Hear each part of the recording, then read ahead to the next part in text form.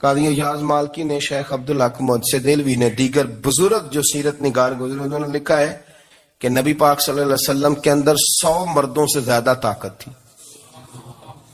100 مردوں سے زیادہ طاقت. اب جو بات کہنے لگا ہوں، جو نتیجہ دینے لگا ہوں، اس پر خاص توجہ آپ فرمائیں گے. ذرا فکری طور پر، نظریاتی طور پر ایک چیز کو سمجھیے. ہم سمجھتے ہیں کہ جوان لڑکا ہے جی، جو مرضی کرے، عمر ہے جی. آپ ذرا بات پر غور کیجئے گا کہ حضور صلی اللہ علیہ وسلم میں طاقت 100 مردوں سے زیادہ ہے اور حیا کواری لڑکیوں سے بھی زیادہ ہے. ذرا اس بات کا تقابلی جائزہ کیجئے گا کہ طاقت 100 مرد سے زیادہ ہے لیکن حیا کواری لڑکی سے بھی زیادہ ہے. اس کا معنی یہ ہوا کہ جس ٹہنی کو پھل زیادہ لگ جاتے ہیں وہ جھکا کرتی. تو حیا تو حسن ہے، حیا تو آپ کو پاک صاف کرے گا، حیا تو آپ کو نرالا کرے گا، انوکھا کرے گا. وہ ہمارے ایک دانشور ہیں، تو مضمون لکھا، کئی باتیں بڑی پسند آتی ہیں. وہ کہتے ہیں کہ میری اہلیہ، ان کو بھی کسی نے مس گائیڈ کر دیا تھا، حالانکہ اچھی خاتون ہے، کسی نے مس گائیڈ کر دیا. تو وہ بھی سماجی اور ویلفیئر، اور یہ خواتین کو شوق ہوتا نا بننے کا، تو وہ بھی سماج کے اندر اچھا مقام تلاش کرنے کے موڈ میں آ گئی. تو کہیں ایک دن جانا تھا تو بڑی بن سور کے میرے ساتھ وہ گاڑی میں بیٹھ گئی. تو میں گاڑی میں، عورتوں کو یہ بھی مسئلہ ہوتا ہے نا کہ ہماری تعریف کرو، تو کئی دفعہ بعد مردوں بیچاروں کو جھوٹ بولنا پڑتا ہے، تو زبردستی کراتی ہے نا جی.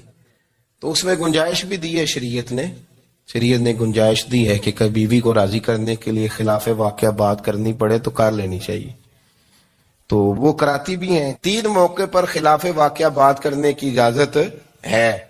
واقعے کے خلاف بھی آپ بات کر سکتے ہیں. جنگ کے موقع پر 2 لوگوں کو صلح کرانے کے لیے اور بیوی کو راضی کرنے کے لیے کر لیں کوئی ایسی بات، بے شک اپنی طبیعت پہ جبر کر کے کر لیں، گنجائش ہے، اجازت ہے. تو وہ کہتے ہیں جب وہ گاڑی میں میرے ساتھ بیٹھی بن سور کے، تو وہ تقاضا کرنے لگی کہ میں نے بڑے اچھے کپڑے پہنے ہیں پر آپ نے توجہ نہیں کرائی. تو سیانا بندہ تھا، وہ چاہ رہا تھا کہ میری خاتون سمجھ جائے. وہ کہتے ہیں مجھے پتا تھا کہ بیچاری مس گائیڈ ہو گئی ہے، دل کی بڑی اچھی ہے، سیانی ہے، لیکن اس کو کچھ خواتین نے، کچھ لوگوں نے مل کے اس کو ذہن غلط کر دیا ہے کہ سماج میں نکلو، باہر جاؤ، کام کرو، فلاں کرو، اپنی مرضی سے جیو. تو میرے ساتھ گاڑی میں بیٹھی کہیں جانے کے لیے، تو مجھ سے کہنے لگی کہ آپ نے میری طرف توجہ ہی نہیں کی، آپ نے کوئی ذکر ہی نہیں کیا کہ میں کیسی لگ رہی ہوں. تو وہ کہتے ہیں میں نے اسے کہا کہ اگر تو ناراض نہ ہو تو پھر میں صحیح والی تعریف کر دوں. تو اس نے کہا کہ آپ کر دیں. تو کہتے ہیں میں نے درد سے اور خلوص سے اپنی بیوی سے کہا، خلوص کے ساتھ. میں نے کہا میں تو روز گھر ہوتا ہوں، روز شام کو گھر ہوتا ہوں، اگر تو میرے لیے تیار ہوتی تو میں تیری تعریف کرتا، لیکن آج تو باہر جانے کے لیے تیار ہوئی، تو پھر ان سے تعریف کی امید رکھ جن کے لیے تو نے تیاری کی ہے. میرے لیے تیاری کرتی تو میں تو ہر شام تیرے پاس ہوتا ہوں. کہتے ہو میرے لفظوں میں درد تھا تو وہ بھی رو پڑی اور کہنے لگی آپ گاڑی روک دیں، مجھے باہر جا کے کسی کو راضی نہیں کرنا، میں نے اسے راضی کرنا ہے جس کو رب کریم نے میرا شوہر بنایا ہے اور میرے لیے منتخب کیا ہے میرے ماں باپ کو. میں واپس لوٹتی ہوں. یہ ایک پہلو ہے سلگتا ہوا، اس کو سمجھا جائے. رسول کریم صلی اللہ علیہ وسلم عرب کی کواری لڑکیوں سے زیادہ حیا والے تھے. کواری لڑکیوں سے زیادہ حضور حیا فرمایا کرتے تھے. جب خانہ کعبہ کی مکہ شریف میں تعمیر ہو رہی تھی نا، اہل عرب اس کو تعمیر کر رہے تھے، تو نبی پاک صلی اللہ علیہ وسلم اپنے چچا حضرت عباس کے ساتھ خانہ کعبہ کی تعریف میں مصروف تھے. تو عرب کے لوگ چونکہ لمبا کرتا پہنتے تھے پیروں تک، تو نیچے اگر کسی وقت کوئی چیز نہیں بھی ہوتی تھی تو کسی کو وہ نظر نہیں آتی تھی، چونکہ پردہ رہتا تھا، لمبا کرتا پہنا ہوا ہوتا تھا. تو جب بچے، سرکار کی عمر مبارک بھی ابھی تھوڑی تھی، تو اس طرح بچے جب نکلتے تو وہ کئی دفعہ اپنی تہمت اتار دیتے نیچے سے، اور کوئی مزدوری کرنے لگتے تو 3-4 طے کر کے تہمت کی کندھے پہ رکھ لیتے. جس طرح کبھی دیہاتوں میں لوگ کپڑا سر پہ رکھتے تھے کہ اوپر اگر کوئی وزنی چیز رکھیں گے تو وہ تکلیف نہیں دے گی. نبی پاک صلی اللہ علیہ وسلم بھی سب لوگوں کے ساتھ خانہ کعبہ کی تعمیر میں شامل تھے. تو حضرت عباس رضی اللہ تعالیٰ عنہ نے کہا حضور سے، ابھی اعلان نبوت بھی نہیں فرمایا تھا، بھتیجے آپ بھی تامد اتاریے. یہ صحیح مسلم میں حدیث موجود ہے. اور اس کو کندھے پہ رکھ لیجیے، آپ اینٹیں اٹھا اٹھا کے لا رہے ہیں تو ذرا آپ کو تکلیف نہیں ہوگی. تو سرکار دو عالم صلی اللہ علیہ وسلم سے یہ بات کہی اور پھر جلدی سے حضور کی تہمت کو نکال کے نا، حالانکہ لمبا کرتا پہنا ہوا ہے، تو وہ جیسے ہی ان کے کندھے پہ رکھا اینٹیں رکھنے کے لیے تو سرکار تو زمین پہ گر گئے، بے ہوش ہو گئے، آنکھیں آسمان کی طرف. اور پھر حضور پکار رہے ہیں آزاری آزاری آزاری، میرا تامت دے دو، میرا تامت دے دو. کبھی کوئی شخص اس وجہ سے بھی بے ہوش ہوا ہے کہ میرے وجود سے کپڑا اتر گیا ہے؟ حالانکہ سرکار پر وہ بے ہوشی بھی نبی پاک کا وہ جو غلبہ ہے نا شرم و حیا کا، اس کی وجہ سے ہوئی. ورنہ تو حضور فرماتے ہیں کہ میری آنکھیں سو جاتی ہیں، دل تو میرا اس عالم میں بھی جاگتا رہتا ہے. تو سرکار زمین پہ تشریف لے آئے، آنکھیں میرا تامت دے دو، میرا تامت دے دو. تو جلدی سے انہوں نے تامت دیا تو حضور نے باندھ لیا. پھر طبیعت مبارک میں تسلی ہوئی. یعنی ہم اس رسول کے غلام ہیں کہ جن کے تو وجود سے کپڑا اتر جائے تو حضور برداشت نہیں کرتے، قبول نہیں فرماتے، تکلیف شروع ہو جاتی. لیکن یہاں نوجوان ہیں اور بڑا قد کاٹ ہے اور بڑے بڑے سمجھدار لوگ ہیں، گرمی آتی ہیں تو شارٹ کپڑے پہن کے گھومتے ہیں. ان کو خیال نہیں کہ یہ وہ والا لباس ہے جو باہر تو کیا گھر میں اماں کے سامنے نہیں پہننا چاہیے، بہنوں اور بیٹیوں کے سامنے نہیں پہننا چاہیے. آپ کی گفتگو میں شرم و حیا ہو، آپ کے لب و لہجے کے اندر حسن ہو.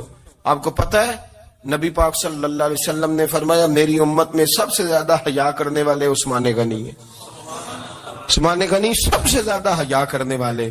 آپ فرمایا کرتے تھے جب سے حضور کا چہرہ دیکھا ہے میں نے کبھی اپنی شرمگاہ بھی نہیں دیکھی، میں نے آنکھوں کا وضو نہیں توڑا.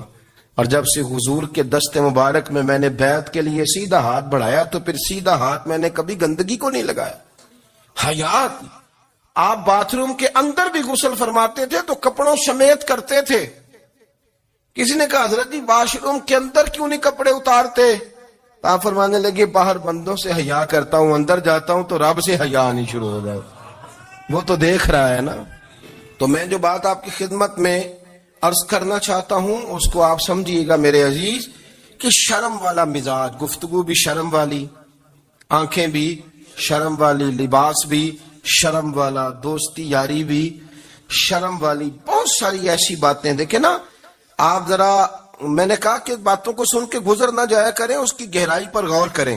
حضور علم کا سمندر ہے، سرکار سے زیادہ علم دنیا میں کسی کے پاس موجود نہیں ہے، اور صحابہ کو موقع ملا ہوا ہے اس سمندر سے فیض لینے کا. لیکن ان کی حالت یہ ہے کہ حضرت علی المرتضیٰ فرماتے ہیں 14 دن گزر جاتے، حضور سے کوئی سوال پوچھنا ہوتا تھا پر میں شرم کے بارے نہیں پوچھ پاتا تھا. 14 دن بخاری شریف میں موجود ہے. ایک دن نبی پاک صلی اللہ علیہ وسلم نے پوچھا صحابہ سے کہ وہ کون سا درخت ہے جس کے پتے نہیں گرتے، اور وہ درخت اس طرح ہے جس طرح مومن ہوتا ہے. وہ درخت میرے مومن کی طرح بتاؤ. حضرت عبداللہ ابن عمر فرماتے مجھے پتا تھا کہ وہ کھجور کا درخت ہے، لیکن چونکہ ابو بکر صدیق بھی بیٹھے ہیں، عمر فاروق بھی بیٹھے ہیں، مولا علی بھی بیٹھے ہیں، عثمان غنی بھی بیٹھے ہیں، اتنے جید لوگ بیٹھے ہیں، تو مجھے حیا آتی تھی کہ میں کیوں جواب دوں. کہتے ہیں سرکار نے کئی دفعہ پوچھا، لوگوں نے کئی اور درخت بتائے، پر فرمایا تمہارا جواب درست نہیں ہے. آپ حیا کے اس پہلو پر غور کریں کہ سوال کا جواب آتا ہے. سوال کا جواب یعنی مجھے سوال کا جواب آتا اور پھر میں دوں نہ، مجھے بدعزمی نہ ہو جائے گی. یہ کیسے ممکن ہے کہ میری رات گزر جائے، مجھے پتا بھی تھا میں نے بتایا نہیں. بہت سارے لوگ آ کے بہت ساری باتیں بتاتے ہیں، بہت ساری باتیں وہ سمجھاتے ہیں، تو ہم غور سے ان کا چہرہ دیکھنے لگ جاتے ہیں، کہتے ہیں یار اس کا تو دعویٰ تھا کہ میں سمجھنے آتا ہوں، تو یہ تو ہمیں سمجھا رہا ہے. چلو الحمدللہ ہم سمجھنے کو تیار ہے. لیکن میرے عزیز پتہ بھی ہے جواب کا، علم بھی ہے، لیکن فرماتے ہیں میری حیا نے مجھے اجازت نہ دی کہ میں جواب دوں.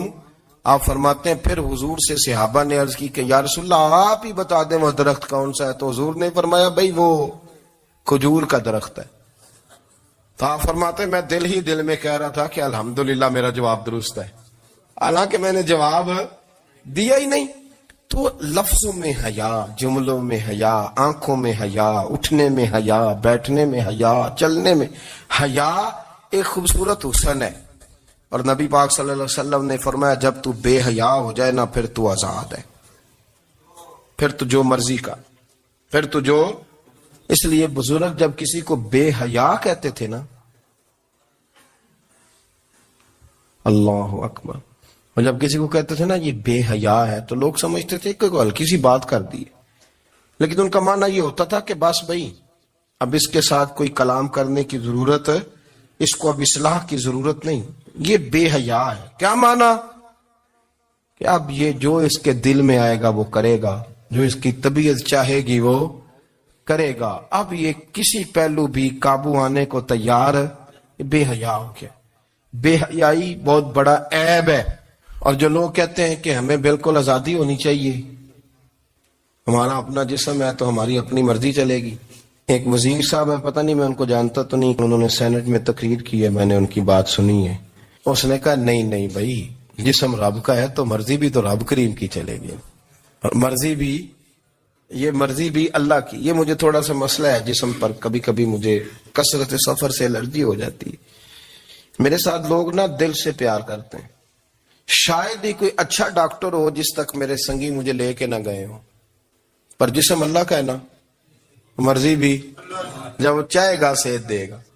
کیوں کچے کاموں میں لوگ پڑ گئے، کیوں غلط لوگ سوچ میں پڑ جاتے ہیں؟ یہ اسی کا ہے. اور جب وہ چاہے گا، آپ اس بات کو اچھے طریقے سے سمجھ لیں کہ جو اپنی مرضی چوکوں چوراہوں میں کر رہے ہوتے ہیں نا، جو مرضی گندمند، وہ جانور ہوتے ہیں، وہ جانور ہوتے ہیں جو نہ چوک دیکھتے ہیں، نہ گلی دیکھتے ہیں، نہ انہیں پتہ ہوتا ہے کہ جگہ کون سی ہے. وہ انسان، میں نے کہہ دیا جو میں نے کہنا تھا، میں نے کہہ دیا، وہ جانور ہوتے ہیں. اور جو کچھ انسان ہوتے ہیں نا، ان کے اندر کچھ نہ کچھ پھر شرم حیا بھی ہوتی ہے. وہ چوکوں چوراہوں میں وہ حرکتیں اور وہ کام نہیں کرتے جو جانور کرتے ہیں. ان کے لیے بڑے پردے ہوتے ہیں، ان کے لیے بڑی باتیں ہوتی ہے، ان کے لیے بڑا کچھ ہوتا ہے. جو بالکل آزاد ہو جائے، کوئی پتہ نہ ہو کس وقت کیا کہنا ہے کیا کرنا ہے، تو پھر وہ دائرہ انسانیت سے خارج ہو جاتا ہے. ہم آپ کو کیا دعوت دیں؟ آپ تو وہ باتیں کر رہے ہیں جو اسلام کا انسانیت کے حق میں بھی ٹھیک نہیں. آپ تو وہ والی باتیں کر رہے ہیں جن کا انسانیت بھی تقاضا نہیں کرتی کہ یہ باتیں ہونی چاہیے. لیکن ایک بات